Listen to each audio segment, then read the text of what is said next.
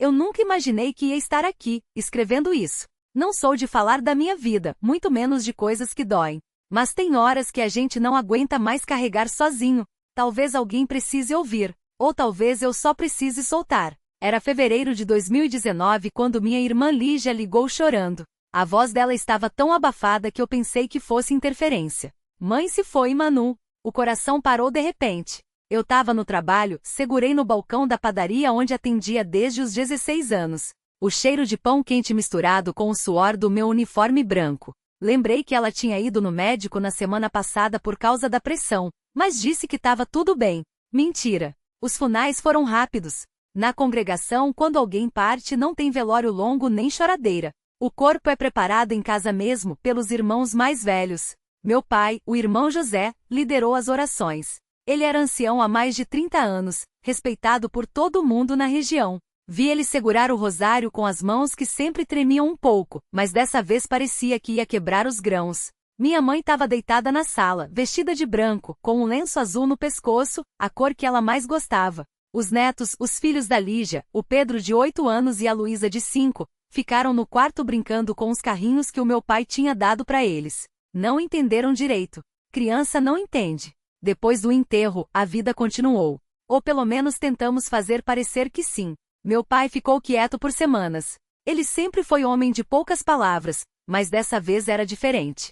Ficava sentado na cadeira de balanço da varanda, olhando pro mato atrás de casa como se esperasse ver minha mãe voltando com um balde de água na cabeça, como fazia toda tarde. A Lígia chorava no banheiro para ninguém ouvir. Eu engolia seco e ia trabalhar. Os problemas começaram quando meu pai anunciou que ia se mudar. Vou para casa do irmão Elias em Goiânia. Preciso me afastar um pouco. Ninguém entendeu. Afastar de quê? Dos netos? Da gente? A Lígia implorou. Pai, as crianças precisam do Senhor. Eu trabalho o dia todo, a Manu não pode ficar com ele sozinha. Ele só balançou a cabeça, com aquele jeito dele de quem já decidiu e não adianta discutir. Deus proveu. Vocês vão dar conta. Deus proveu. Essa frase doía mais que um soco. Porque Deus não tinha provido quando a Lígia ficou viúva 2 anos antes, quando o marido dela morreu num acidente de moto. Não tinha provido quando a gente passou fome no começo, antes dela arrumar esse emprego na fábrica de roupas. Mas agora, de repente, Deus estava provendo o meu pai sair de casa e deixar 2 órfãos para trás. Ele foi embora numa segunda-feira de manhã cedo. Levou só uma mala surrada e a Bíblia que minha mãe ganhará no casamento. Não se despediu das crianças. Eu vi pelo vidro da cozinha, ele passou a mão no ombro do Pedro, que estava brincando no quintal, e saiu pelo portão sem olhar para trás. A Luísa nem percebeu. Os primeiros meses foram um inferno. A Lígia saía às 5 da manhã e voltava às 8 da noite. Eu fazia o que podia. Deixava os pequenos na escola, ia pro trabalho, voltava para fazer comida, dar banho, ajudar com a lição.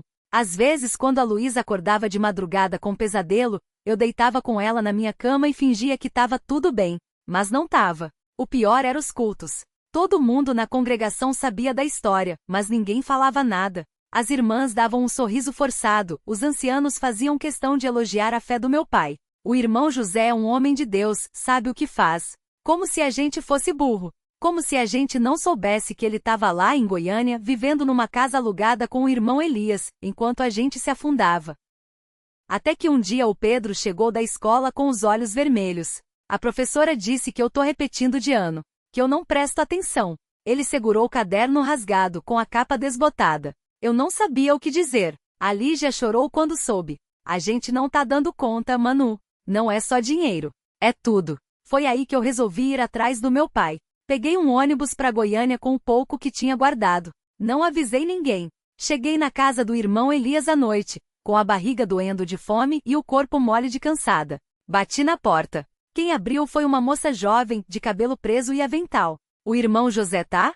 Ela me olhou de cima a baixo, desconfiada. Quem é você? Sou a filha dele. Ela chamou o meu tio pelo nome, mas eu já sabia que era ele antes mesmo de ver o rosto. A voz grossa, o jeito de arrastar os pés no chão de cimento. Quando apareceu na porta, mais gordo do que eu lembrava, com a barba por fazer e uma camiseta manchada de graxa, ele me reconheceu na hora. Manu?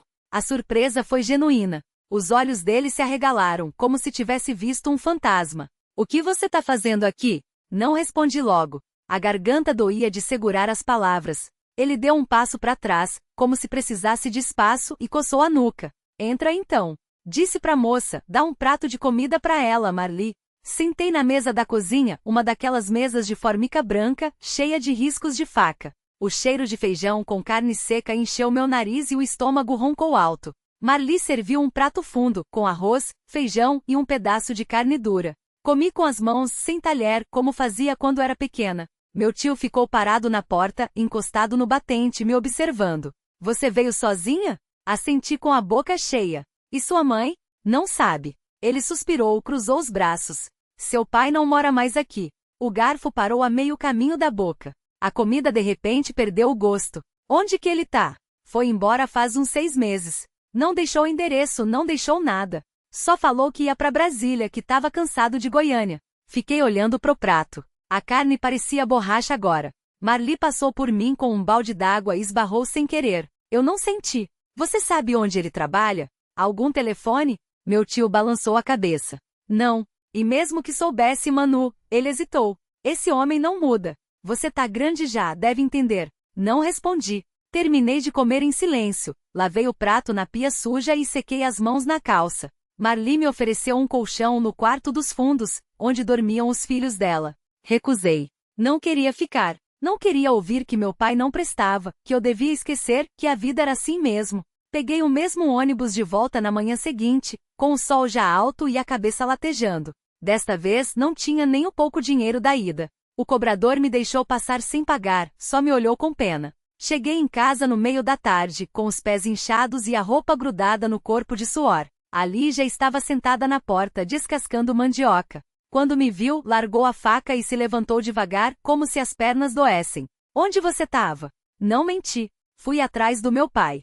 Ela não gritou, não chorou, só balançou a cabeça, como se já esperasse por isso. E, ele não tá mais lá. A Lígia suspirou fundo, passou a mão no rosto. Dentro de casa, o João choramingava por causa de alguma coisa. Ela olhou para mim, e pela primeira vez notei como os cabelos dela estavam mais brancos, como as rugas ao redor dos olhos tinham se aprofundado. A gente precisa de um plano, Manu. Eu não tinha plano. Não tinha nada. Só a certeza de que se não fizesse alguma coisa, a gente ia afundar de vez. Naquela noite, enquanto a Lígia dormia e o João resmungava no sono, fui até o quarto dos fundos e abri a caixa de sapatos onde guardava minhas coisas. No fundo, embaixo das fotos amareladas e dos bilhetes dobrados, estava o papel com o telefone da dona Sônia. Ela tinha me dado anos atrás, quando ainda trabalhava na casa dos ricos lá do bairro Nobre. Se um dia precisar, liga, tinha dito na época, com aquele sorriso que nunca chegava nos olhos. Agora eu precisava. No dia seguinte, antes do sol esquentar demais, lavei o rosto, passei a mão no cabelo e fui até o orelhão da praça. As moedas tremiam na minha mão enquanto eu descava os números. Do outro lado, a voz fina de Dona Sônia atendeu no segundo toque. Alô? Dona Sônia, sou eu. A Manu. Silêncio. Depois, Manu? Minha nossa, quanto tempo. Como você tá? Não tinha tempo para conversa fiada. Preciso de trabalho. Qualquer coisa. Limpar casa, cuidar de criança, lavar roupa. Ela demorou para responder. Ouvi o barulho de um copo sendo colocado na mesa, o rangido de uma cadeira. Olha, eu não tô mais na casa dos Carvalho. Mas, uma pausa. Eu conheço umas pessoas. Pode ser que dê certo. Obrigada. Aparece aqui amanhã, 6 horas. Rua 14, número 320. Não se atrasa. Fiquei com o telefone colado no ouvido mesmo depois que ela desligou, ouvindo o zumbido da linha morta. O cheiro de terra molhada subia da praça, misturado ao fedor de mijo do orelhão. Guardei as moedas que sobraram no bolso da calça jeans surrada e passei a mão no rosto, como se pudesse apagar a sensação de que tudo estava prestes a desmoronar de novo. Andei sem rumo até o ponto de ônibus, mas sabia que não tinha dinheiro nem para passagem. Então virei à esquerda e segui pela Rua dos Mercadinhos, onde as luzes amarelas pisca-pisca anunciavam promoções em arroz e feijão. Em frente à padaria do seu João parei. O cheiro de pão quente me deu uma pontada no estômago. Fazia quanto tempo que eu não comia direito? 2 dias? 3? Apertei os braços contra a barriga e respirei fundo. Manu? Levantei a cabeça de sopetão. Era o Zé, o filho mais novo do seu João, encostado no balcão com um pão francês na mão. Ele mordeu um pedaço e mastigou devagar, me olhando de cima a baixo. Tá com cara de quem precisa de um serviço, disse, engolindo em seco. Ou de comida. Não respondi. Só encarei o pão, sentindo a saliva juntar na boca. Zé suspirou, rasgou o pão ao meio e jogou uma parte para mim. Peguei no ar sem pensar, ainda quente, a crosta estalando entre os dedos. Antes que eu pudesse agradecer, ele já tinha virado as costas e entrado na padaria. Comi ali mesmo na calçada com as mãos sujas e o coração batendo forte demais. Cada mordida doía, como se o estômago tivesse esquecido como funcionar. Quando acabei, limpei as migalhas na calça e segui caminho. Não podia chegar em casa agora. Não com as meninas acordadas perguntando por comida por escola, por tudo que eu não tinha como dar. Melhor esperar escurecer, entrar de fininho, fingir que estava tudo bem. Asterisco. O prédio da Rua 14 era baixo, descascado, com grades nas janelas e um cheiro de mofo que vinha lá do porão. Bati na porta 320 às 5h50, os dedos gelados apesar do suor nas costas. Dona Sônia abriu com uma toalha de prato na mão, o cabelo preso num coque bagunçado. Pontual, disse, mas não sorriu. Entra. Dentro, o apartamento era pequeno e abafado, com móveis velhos cobertos por panos floridos. No sofá, um homem magro de óculos lia jornal. Ele levantou os olhos quando entrei, me mediu de cima a baixo e voltou pro jornal sem dizer nada. Esse é o seu Ribeiro, Dona Sônia apontou com o queixo. Ele que tá precisando de ajuda. O homem dobrou o jornal com calma, tirando os óculos. Você sabe cozinhar? Sei. Mentira. Sabia fazer arroz, ovo, macarrão com ketchup. Nada que prestasse. E limpar? Sei. Isso pelo menos era verdade. Limpei muita casa de rico na vida, esconder a sujeira dos outros para ganhar trocado. Bom, ele coçou a barba rala. A minha mãe tá doente. Precisa de alguém para ficar com ela de dia, enquanto eu tô no trabalho. Cozinhar, dar remédio, essas coisas. Pago R$ 5 por dia. Comida incluída. R$ 5. Não dava pra nada. Mas era melhor que zero. Tudo bem, falei, antes que ele mudasse de ideia. Dona Sônia cruzou os braços. Manu, você tem experiência com idoso?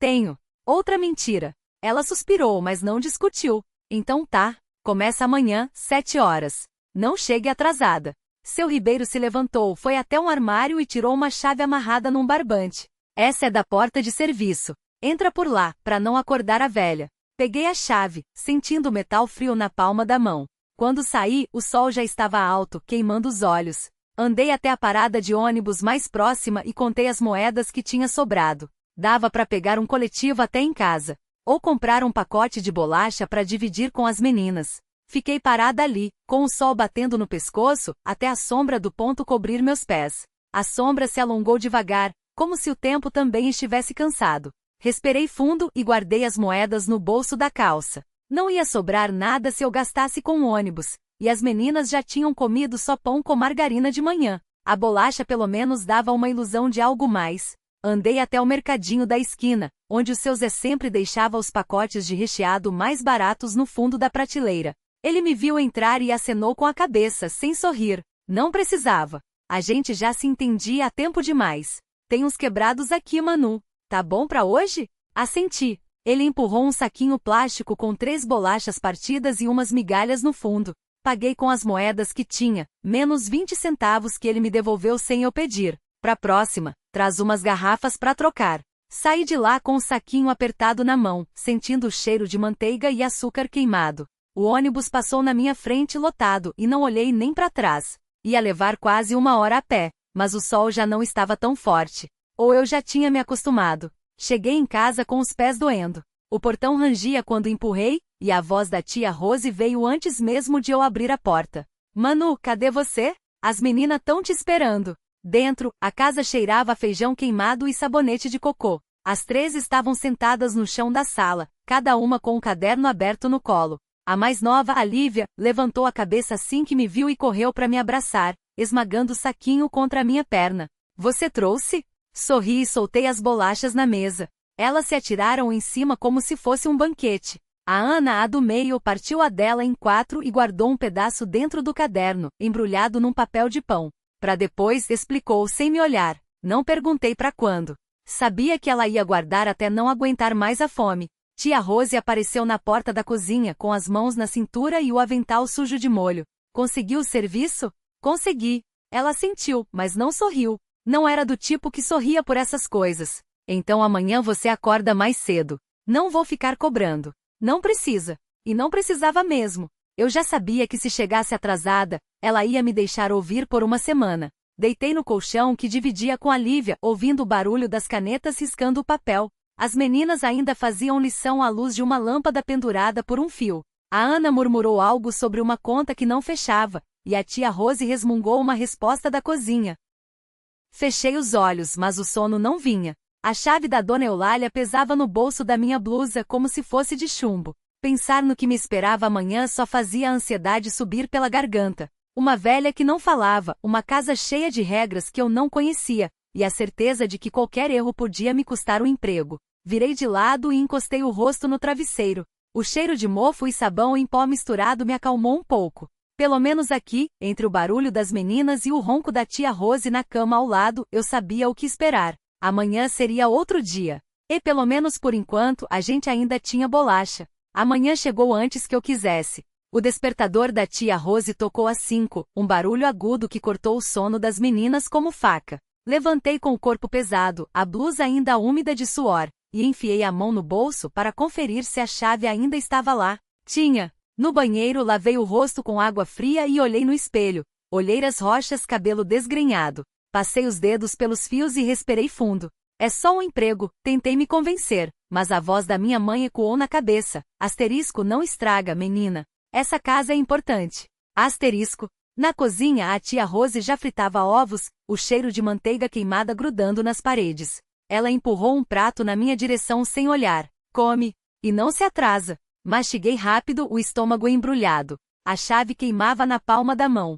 Quando saí, o ar frio da manhã bateu no rosto, e por um segundo, pensei em virar as costas e sumir. Mas aí lembrei do aluguel atrasado, das contas empilhadas na gaveta, e apertei o passo. A casa da Dona Eulália ficava no fim da rua, uma construção antiga de paredes descascadas com grades de ferro na janela. Parei na frente do portão, a respiração curta. Não tinha campainha, então bati com os nós dos dedos na madeira. Esperei. Nada. Bati de novo, mais forte. Desta vez, ouvi passos lentos do outro lado. A porta se abriu só o suficiente para revelar um par de olhos cinzentos, fixos em mim. A velha não disse nada, só fez um gesto seco com a cabeça, indicando que eu devia entrar. Engoli em seco e atravessei a soleira. A porta fechou atrás de mim com um estalo.